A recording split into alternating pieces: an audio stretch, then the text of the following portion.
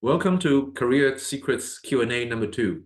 We have some really interesting and good questions, sophisticated ones, and we'll just dive into it. There will be more videos coming. I'm going to also interview some industry experts. They're not available yet, so those videos will be uploaded when they become available. I have also just recorded 2 more videos, one on mastering salary negotiations. And the second one is to answer the question, the interview question, what are your weaknesses, which is a prime questions. But that video is actually good for a lot of different things within an interview. So going back to Q&A, really good questions. This is an interesting one. How do I manage conflict in my workplace? So it's not an easy question. I would say that you should focus on your career, your brand. Number 1, you should stay calm. Number 2, you should be as objective as possible. Your colleagues started the fight for a reason. So you should pay attention to the details. Do not overreact. The worst thing that can happen is for you to write or overreact and write an email, because you cannot take back an email. You can take back a small conversation with somebody, but you cannot take back an email. You can write something, but don't send it. And the strategic thing that you want to do is to find a mentor. Find a mentor. In this case, if you're really disturbed, you can talk to your trusted advisor, in this case, your mentor, or somebody who's senior in your organization, or your boss, if you're really bothered by the scenario. The best way is to avoid the immediate conflict. The best scenario is if you are a top performer in the workplace, you're almost immune from workplace conflicts because your boss will protect you from conflicts in politics. So I'll give you an example. If you are a top performer, let's say you are number 1 in the sales department, you're acing everything, you're generating a lot of revenue, they can't afford to lose you. The first thing that they want to do, management, would be try to protect you. If you're upset, they'll try to calm you down. So again, you want to calm down, you want to avoid overreacting, and then act accordingly. Focus on your career, focus on your brand, and stay calm and proceed accordingly. Good question. Another question, for LinkedIn, would it still be okay to ask an old colleague to give you recommendations, even if you have not worked with them for more than a year? Of course, you can ask. They may or may not respond, but you can follow up also. It's fully legitimate for you to do that. With regards to LinkedIn recommendations, what you need to do is you need to plan and think about the long run. You cannot react to a situation and say, oh, I need to find a job, so I try to get 10 recommendations today. People can see that. Your boss will see that, and they can react to it. Obviously, you can tick off the notification. So again, there are some fine-tuning you can do with your LinkedIn, but that defeats the purpose, isn't it? If you've got new recommendations, it may be good for others to see it. So you don't want to turn off notification. What you need to do is, just like a resume, just like any LinkedIn profile or LinkedIn materials, you want to build up an inventory of your achievements. You want to build up an inventory of recommendations. The good way to do it is whenever people are asking you for recommendation, do that recommendations and ask for a reciprocal recommendation for you. And that would be the easiest, number 1. Number 2 is whenever you've done something well with a partner, ask for a recommendation. Ask for a recommendation when they are the most happy with you or complimenting you. They are the most willing to do that at that point. And then make sure that you are accumulating these recommendations on an ongoing basis, not all of a sudden when you need it. The next question. I recently went for an interview, and based on my experience, the interviewer asked non-conventional questions. How can I prepare for situational questions? Good question, not easy to answer. I would say that you need to build it up. You need to prepare for it, and you need to approach it strategically. So I have a slide that to cover this, because here we've got some others interviewing questions as well. And it all are in the same category. How should we answer these questions strategically and knock it out? Tell me something about yourself. And the next one is actually quite similar. How do you see yourself in the next 5 years for job interviews? And then the next one, what are your strengths and weaknesses? All interviewing questions. Very good questions. So to group them together, how to ace an interview? How do you do well in an interview? Number one, you should highlight your relevant strengths. People don't know about it, but your resume is the interview agenda. Knowing it or not, your resume is the interview agenda. Why? Because it lists all the things that are relevant. And the interviewer usually go through it in a particular way and ask you questions based on the things that you put down. So you need to be aware of this and be strategic about it. And then you want to tailor your resume for that particular application.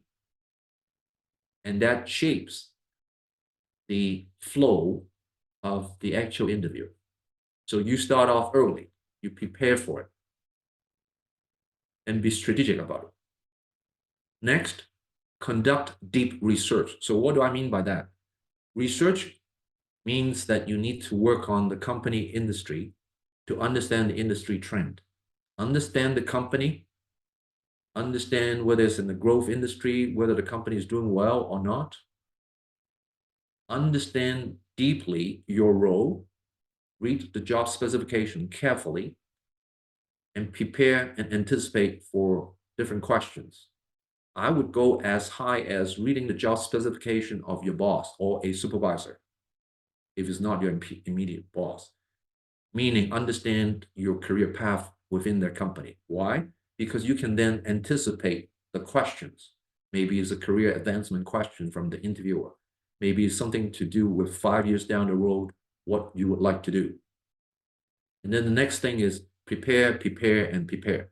So preparation is very important.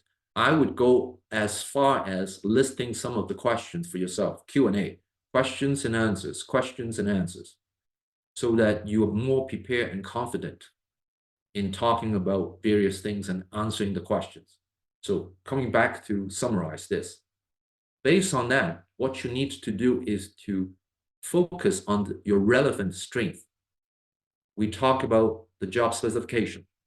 You need to address the job specifications accordingly and highlight your strength so that you can get to the next level, which could be a follow-up interview or shortlisting or job offer and so on. You need to talk about the most relevant strengths for you to get that job. So steer the whole conversation accordingly to that direction. And you need to do that even before you submit your resume. And then obviously, if you've submitted it, you then have to fine tune and you then have to mold it in such a way that it will be to your benefit. Question, what if I've submitted something general and now I've got an interview? Go in and submit another updated resume. Obviously, it can't go completely different directions. But you can fine tune it in such a way that it would be a good interview agenda to focus on the things that you want to talk about, highlighting all your strengths relevant for this position. Again, you need to be very strategic about it. Next question. When an employer, interviewer, asks you, what is your expected salary? how can we confidently answer this part to ensure that we are and will be getting paid accurately, especially for someone who has some job experience?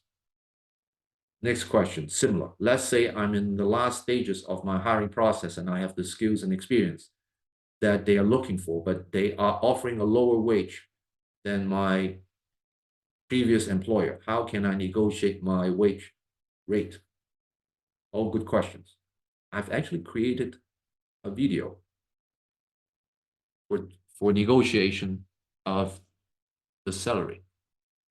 Ever wondered how to negotiate the best salary, what to say in a salary negotiation, or how to ask for the highest dollar in the range? Today, we will explore all of these questions. We'll walk you through the intricate art of salary negotiation, a critical skill for career professionals. We'll start by understanding the big concepts that you need to know before stepping into the negotiation room. So, without further I want to make sure that I'm sharing this. I apologize.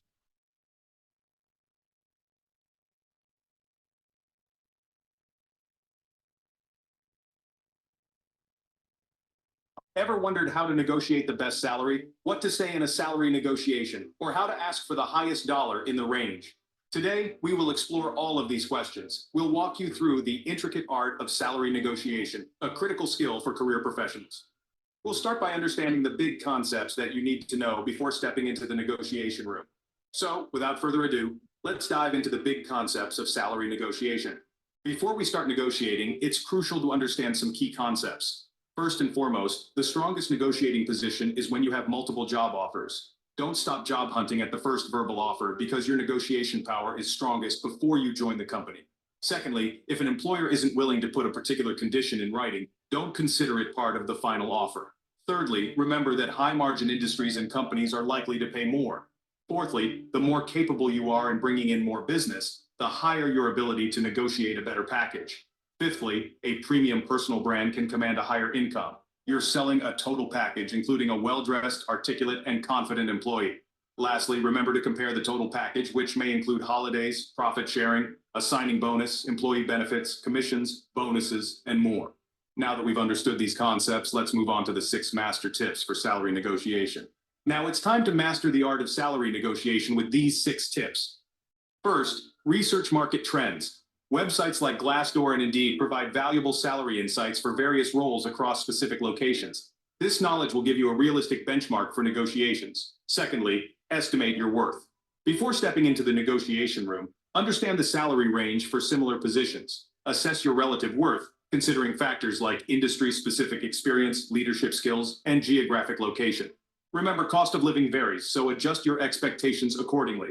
Third, do the math. If necessary, prepare a spreadsheet to compare salary scenarios. Calculate your costs considering your financial needs, including bills, savings, and lifestyle. Don't forget to factor in your travel time and expenses. Instead of a fixed dollar value, propose a range. This gives you the flexibility to negotiate. Fourth, prepare for the negotiation. List and rehearse your arguments. This preparation will not only boost your confidence, but also help you articulate your worth effectively. Fifth, know when to walk away. Sometimes there are clues that the company is not willing to pay fair market value for employees. It's important not to let desperation cloud your judgment. You don't want to regret your important career decision and be unhappy for a long time. Finally, look for a career, not just a good-paying job. While it's important to negotiate the highest salary you expect, consider the on-the-job training, job types, earning potential, promotion opportunities, and long-term prospects of the job. Remember, salary negotiation is an art, and with these tips, you're well on your way to becoming a master. We've covered a lot of ground today, from understanding the big concepts of salary negotiation to mastering the 6 tips. Remember, it's all about positioning yourself effectively, knowing your worth, and not shying away from asking for what you deserve. Negotiation is an art, and with these tools in your arsenal, you're well on your way to becoming a master. Until next time, this is Edmund, and these are your career secrets. Don't forget to like, subscribe, and share. I'm not even sure if that shared properly, but that's okay. It's a good tease for you to go and visit my channel.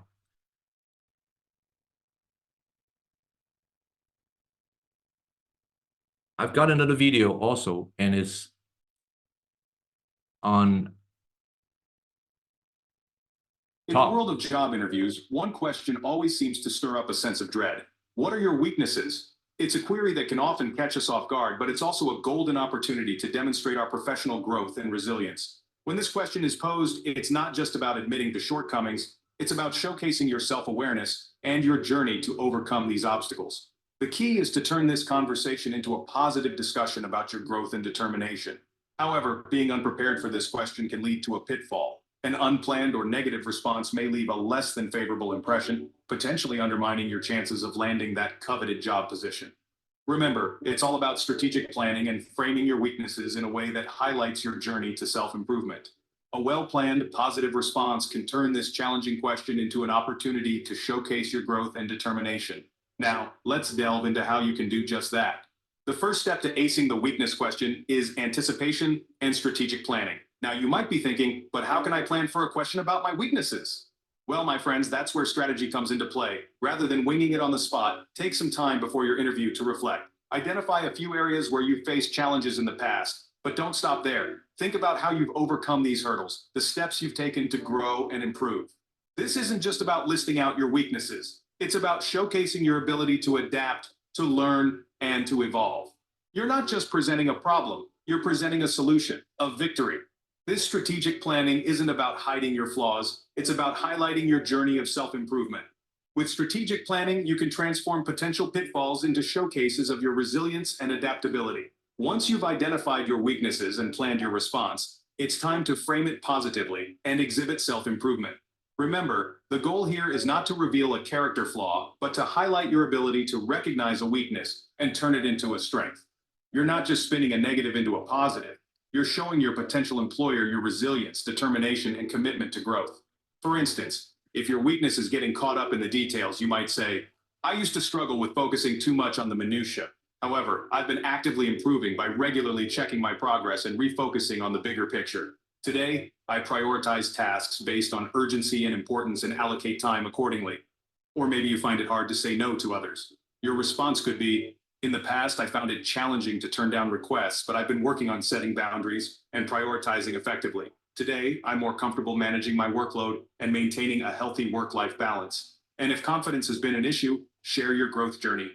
There were times when I lacked self-confidence. However, I've actively sought feedback, attended workshops, and practiced public speaking to build my confidence.